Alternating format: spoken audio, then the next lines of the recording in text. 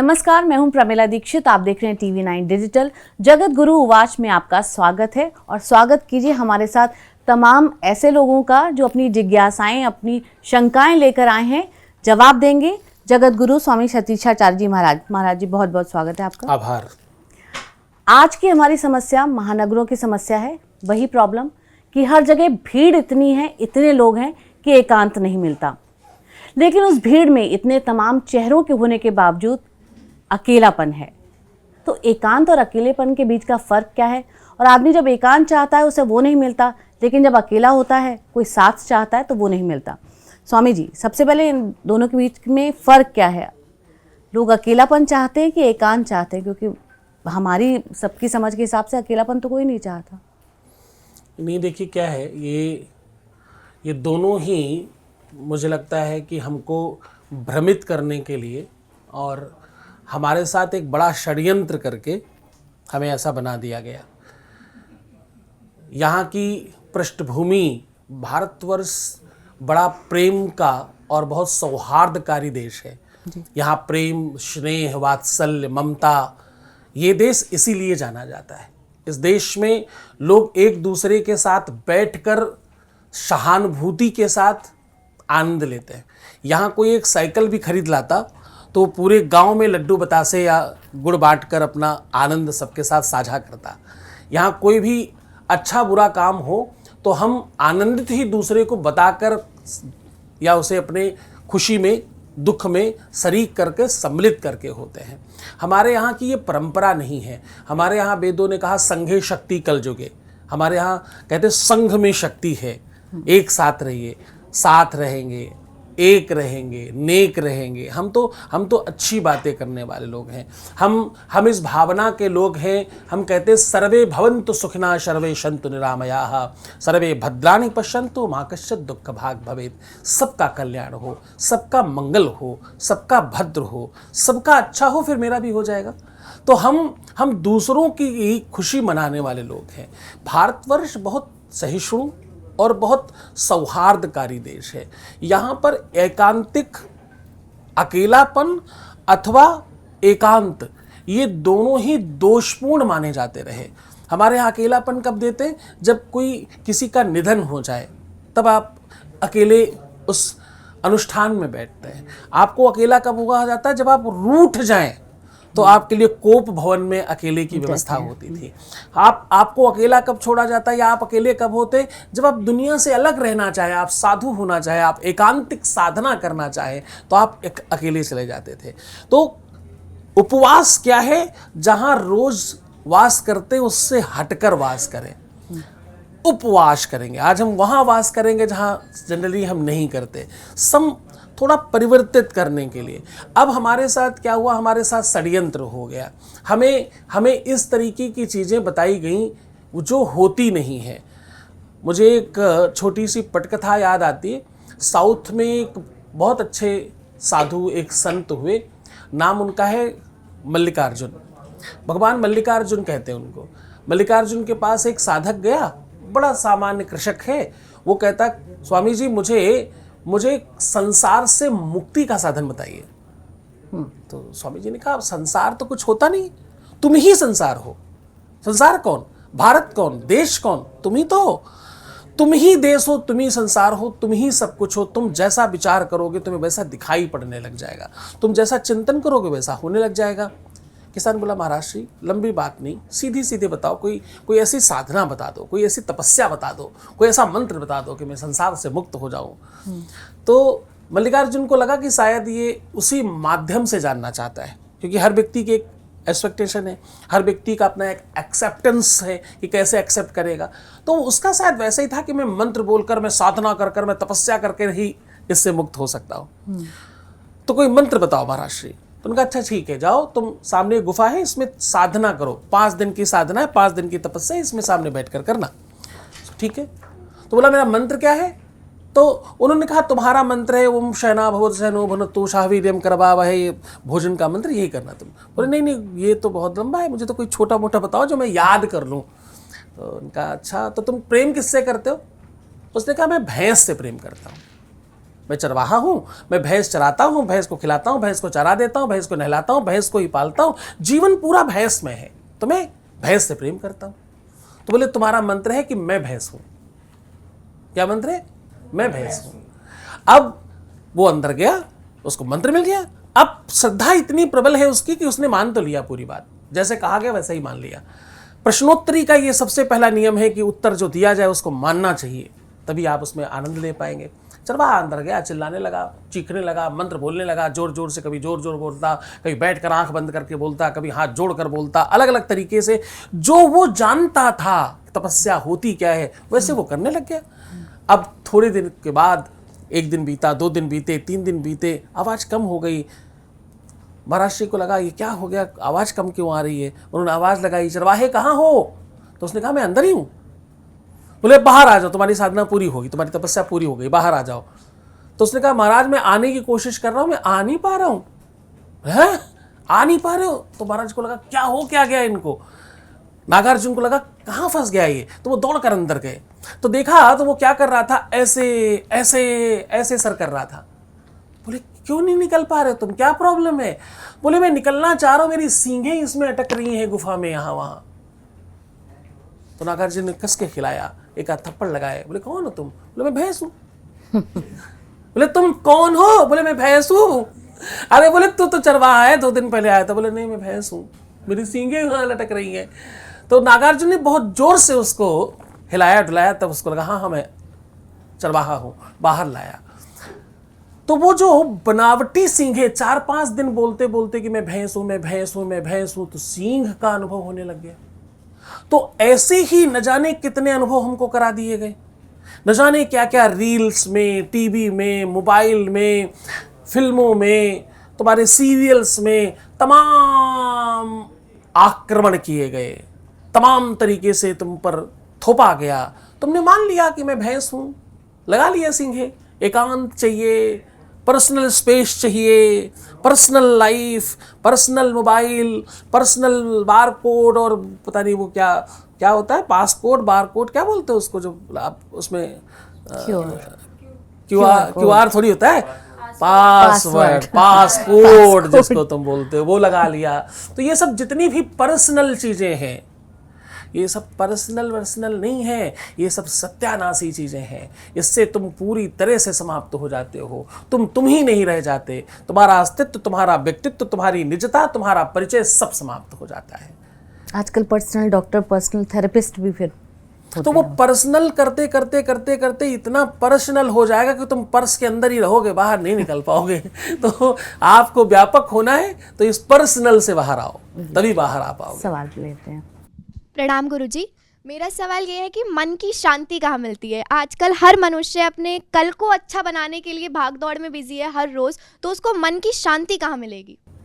वाह, आपके प्रश्न में इतना आनंद है। आप जिस तरह प्रश्न कर रही, लग रहा है जैसे सुनते ही रहिए, मतलब पूरा फुल उसमें है। बहुत अच्छा प्रश्न है। लेकिन आपका मन की शांति एक्चुअली होती नहीं है। मन की शांति जैसी कोई चीज़ नहीं होती। अगेन आप वो चीज़ ढूंढते हो जो होती नहीं है। शांति मृत्यु को कहते हैं। शांति किसको कहते हैं? मृत्यु। मर जाने के बाद आप शांत हो जाएंगे, फिर आपके बाद बोला जाएगा देवहू शांतिरंतरिक्षगम शांति, शांति शांति। लास्ट में लोग बोलते हैं ओम शांति शांति शांति, स्वाहा, समाप्त हो गए। जब तक जीवन में अशांति है तब तक ही शांति है। उस अशांति में शांति ढूंढ लेने की कला को शांति कहते हैं।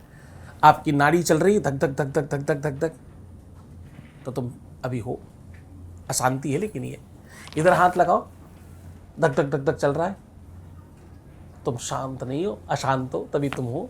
यहाँ हाथ लगाओ, चल रहा है धक धक धक धक धक धक धक धक, बहुत ध्यान से सुनोगे तो हाथ में, यहाँ हाथ लगाओ, चल रहा है। कहीं ही पूरे शरीर के किसी भी अंग पर हाथ रखो और थोड़ी देर फील करो, वहां आपको फील होगा धक धक धक धक धक धक चल रहा है। तो जब तक ये अशांति चल रही है तब तक तुम जीवित हो। ये समाप्त हो जाएगी, तुम ही नहीं रहोगे। अशांति में शांति ढूंढ लेना, अशांति को मैनेज कर लेना, माइनस कर लेना, यही शांति है। शांति जैसी कोई चीज़ नहीं होती, उसका आनंद लेना शांति है। उस अशांति का आनंद लीजिए, इसी में शांति है। नमस्कार गुरुजी, मेरा आपसे सवाल ये है कि जैसे एकांत है, एकांत जो होता है वो बहुत सारे ऋषि मुनि लेते थे जब उन्हें तपस्या करनी होती थी, तो वो हमेशा कोई एकांत जगह, जैसे वो पहाड़ों पे चले जाते थे या फिर जंगलों में रहते थे ताकि उन्हें एकांत मिले। तो जब वो एकांत में होते हैं तो क्या उनको अकेलापन होता है, क्या उनको खुशी होती है फिर? मुझे लगता है कि ये बात तुम्हें पूरी तरह से पता नहीं है। आपके प्रश्न में भी कन्फ्यूजन है और समाज की नज़रिए में भी कन्फ्यूजन है। ऋषि मुनि कभी भी एकांत में नहीं जाते। ऋषि मुनियों को एकांत में जाने की जरूरत भी नहीं पड़ती। ऋषि मुनि तो जहाँ है वहीं एकांत है। उनका शरीर यहाँ है, वो आंख बंद करेंगे निकल लेंगे, जहाँ है वहीं शांत, वहीं एकांत है। वो तो तब जाते हैं एकांत में जब उन्हें कोई ऐसा शोध करना है, कभी कोई ऐसा रिसर्च करना है। आज के जो रिसर्चर हैं, जिनको आप वैज्ञानिक कहते हो, वो पहले के ऋषि थे, तो उन्हें रिसर्च करना होगा कोई चीज़ का, तो सार्वजनिक रूप से नहीं कर सकते, उसका न जाने क्या दुष्परिणाम हो, तो उसके लिए एकांत चाहिए होता है। आप अपनी मनसा, अपना प्रश्न और अपना उद्देश्य, ये सब चीज़ें समझोगे तो तुमको समझ में आएगा एकांत का उद्देश्य क्या है। आप एकांत किस लिए चाहते हो? एकांत आप इसलिए चाहते हो क्या कि आपको फोन पर अनर्गल वार्तालाप करना है? इससे ज़्यादा खुल के नहीं बोल सकता। आपको फोन पर बातचीत करनी है किसी से पर्सनल, तो आपको एकांत चाहिए। आपको कोई ऐसी चीज करनी जो आप सार्वजनिक नहीं कर सकते, तो आपको एकांत चाहिए। आप एकांत इसलिए चाहते हो ताकि आप अपनी मनमानी कर सके। ये एकांत नहीं है, ये धृष्टता है, ये आपको बर्बाद करने की व्यवस्था है। संत तो रिसर्च करने के लिए एकांत चाहते हैं, उनके पास एकांत के लिए की भी बड़ा उद्देश्य है। उद्देश्यपूर्ण कोई काम कर रहे हो तो वो एकांतिक नहीं है, वो किसी व्यवस्था के साथ हैं। तो आपका मन आपकी बुद्धि कैसे चलता है? आपका मन और आपकी बुद्धि आपके उद्देश्य के अनुकूल चलता है। आप किस निमित्त हैं, आपको पता कहाँ लगता है आप एकांत में हो? आप कभी कभी खूब लोगों के बीच में बैठे होते हो पर फिर भी गुम हो जाते हो। लोग बोलते हैं कहाँ ध्यान है, तो बस यही एकांत है। वो साधना में चले जाना, यही तो एकांत है। उद्देश्य अगर क्लियर होगा तो एकांत भी सबके साथ है, और उद्देश्य क्लियर नहीं है तो सबके साथ रह करके भी आप एकांत में। तो मुझे लगता है आप उस विषय को उसी आधार पर समझो। और साधु संत तो अपन है भी नहीं, हम लोग तो गृहस्थ लोग हैं, घर में रहने वाले, तुम बच्चे तो पढ़ने वाले लोग हो, तो तुमको तो एकांत चाहिए ही नहीं। पढ़ाई के लिए भी जब तुम बहाना करके एकांत करते हो ना, तो पढ़ते ही नहीं हो। क्या कह रहा हूं मैं? पढ़ाई के लिए भी जब तुम एकांत ढूंढ कर बैठते हो किताब लेकर, बस सच मानना पढ़ाई नहीं होगी। पढ़ाई का असली तरीका क्या है? समूह में बैठकर पढ़िए। बगल वाले को बैठकर देखकर पढ़ते हुए अपने को फील आता है। खरबूजा देखकर दूसरे खरबूजे को पक जाता है। एक पक गया दूसरा भी पकेगा, एक जबरदस्ती लगा पड़ा है दूसरा भी लगेगा। एकांत में कहाँ मन लगेगा? मन को जितना आप एकांत दोगे वो उतना ज्यादा उन्मादी हो जाएगा। क्या होगा? मन को एकांत दिया तो मन क्या होगा? मन उन्मादी हो जाएगा, मन तुम्हारा निरंकुश हो जाएगा, मन तुम्हारा उत्पात करेगा, और मन तुम्हारा व्यसन में लगेगा, मन तुम्हारा गलत दिशा में भागेगा। उसे रोक पाना किसी की बस की बात नहीं। संत नहीं रोक पाते, महंत नहीं रोक पाते, दुनिया की कोई ताकत नहीं रोक पाई। तुम कहाँ से रोक पाओगे? तुम तो अभी नन्हे पुष्प हो। हाँ, पर गुरुजी ये तो एकांत की बात हो गई कि आपने कहा कि साथ में सबके चलो, लेकिन बड़े शहरों की इतनी भाग दौड़ भरी ज़िंदगी में समस्या ही यही है कि आप इतने लोगों के साथ हैं लेकिन बहुत अकेले हैं। हर कोई अपने स्वार्थ से बंधा है। जब तक आपका कोई स्वार्थ नहीं होगा, लोग आपके साथ दिखना नहीं चाहते। वो जो एक अकेलापन है, ये जानते हुए कि ये मेरे साथ अगर बंधा है तो इसमें कोई स्वार्थ निहित है, तब जो अकेलापन महसूस करते हैं, उसके लिए क्या रेमेडी है, क्या उपाय है, क्या कर सकते हैं? आपने तो किसी को अपना बना लिया, लेकिन सामने वाले से उस तरह का फीलिंग नहीं आया। देखिए, रिश्तों में, संबंधों में दो साइड्स को एक करने की व्यवस्था होती है। इसमें कोई एक दूसरा व्यक्ति कोई दूसरे व्यक्ति को अपना मान लेता है। कोई अलग पला हुआ व्यक्ति, कोई अलग पला। हर व्यक्ति का मानस अलग है, विचार अलग है, शिक्षा अलग है, कुल खानदान अलग है, हो सकता है प्रदेश अलग हो सकता है डिस्ट्रिक्ट अलग हो, परंपराएं अलग हो, बहुत कुछ अलग अलग होती हैं। अब दो अलग अलग व्यक्ति जब एक साथ एक प्लेटफॉर्म पर खड़े होते हैं तो इसमें बहुत बार आपको कंप्रोमाइज़ करना पड़ता है, अथवा ये आपको पहले दिन से विचार रखना पड़ेगा कि एक दूसरे के लिए किसी को तीखा पसंद है, किसी को मीठा पसंद है। तो सम टाइम जब आप बहुत प्रारंभिक स्टेज पर होते हैं तो आप कभी कभी आवेग में इतना होते हैं, आप इतनी स्पीड में होते हैं, आप अपनी जवानी के जोश में उस आयु के वेग में इतना तीव्र होते हैं कि आपको प्रारंभ में उनकी कमियां भी अच्छाइयां लगने लगती हैं। लेकिन धीरे धीरे शनै शनै जब वो रिपीट होने लगे तो फिर वो आपको कमी ही है। तो मुझे लगता है कि रिश्तों में एकांत आता ही तब है जब आप कहीं न कहीं स्वार्थ सिद्ध करने के लिए अथवा लोभ में पड़ करके रिश्तों में लोभ, रिश्तों में स्वार्थ, इनकी मात्रा तो चाहिए, लेकिन जैसे ही ये मात्रा बड़ी होगी तो रिश्ता गौड़ हो जाएगा, रिश्ता छोटा हो जाएगा, बाकी सब चीज़ें बड़ी हो जाएंगी और फिर ये रिश्ता नहीं चलेगा। फिर आप एकांत में ही रहोगे, फिर आपको ऐसा फील होगा कि मैं अकेली हूँ या मैं अकेला हूँ, मेरा कोई नहीं इस दुनिया में, मुझे तो लोग केवल प्रयोग कर रहे हैं, उपयोग कर रहे हैं और दुरुपयोग कर रहे हैं मेरा। ये सब जो हो रहा है इसके जिम्मेदार तुम ही हो, लेकिन कोई और नहीं है इसका जिम्मेदार। प्रणाम गुरुजी, मेरा सवाल आपसे ये है, जब आप अपनी प्रॉब्लम्स से मतलब बहुत ज़्यादा परेशान हो जाओ और आप, जैसे कि मैम ने बोला अभी इस भागदौड़ वाली ज़िंदगी में बहुत अकेलापन भी लोग फील करते हैं, लोग इतना है, तो आप उस चीज़ से अपने आप को हील कैसे कर सकते हो? मतलब आप सही मार्ग पे कैसे आ सकते हो? जी बहुत बढ़िया। जब आप अकेला फील करें, जब आपका कोई साथी ना हो, जब आपको पता नहीं चले हम क्या करें, जब आपके पास प्रश्न बहुत हो और जवाब नहीं पता चले, तो आप जगत गुरु उवाच में बात करें, आप जगत गुरु उवाच के साथ जुड़ें, क्योंकि ये प्लेटफॉर्म है ही इसलिए क्योंकि प्रश्न तो बहुत थे दुनिया में, उत्तर कहाँ आएगा? कौन बताने वाला कौन है, हमें समझाने वाला कौन है?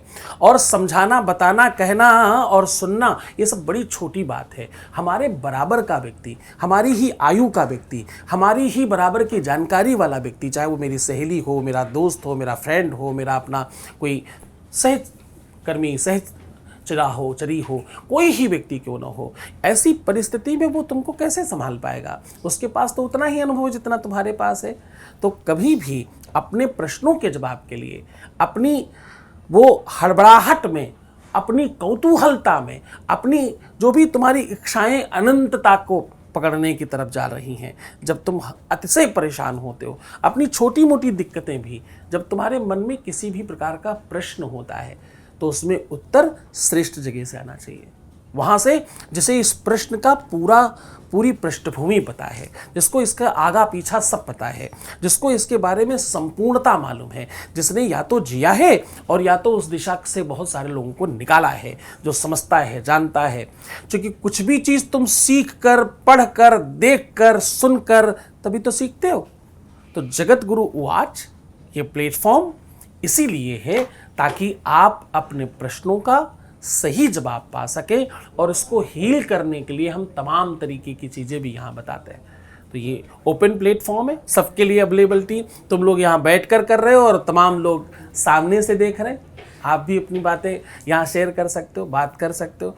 तो हील करने के लिए एक आखिरी लाइन में बता रहा हूँ, मुस्कुराओ, सुंदर बनो, हर आधे घंटे में प्रणाम करके पानी पियो। क्या करना है? प्रणाम करके पानी पीना है हर आधे घंटे में। और क्या करना है?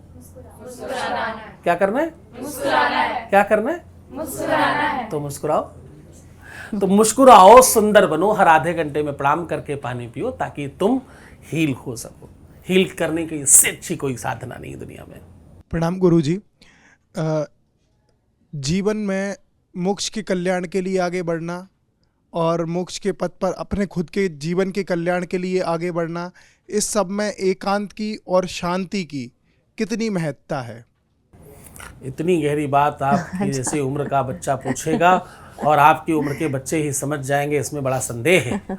लेकिन फिर भी आप पूछ रहे हो तो ये बात बतानी चाहिए। मुझे लगता है मोक्ष की कोई कामना नहीं है, मोक्ष जैसी कोई चीज़ नहीं होती।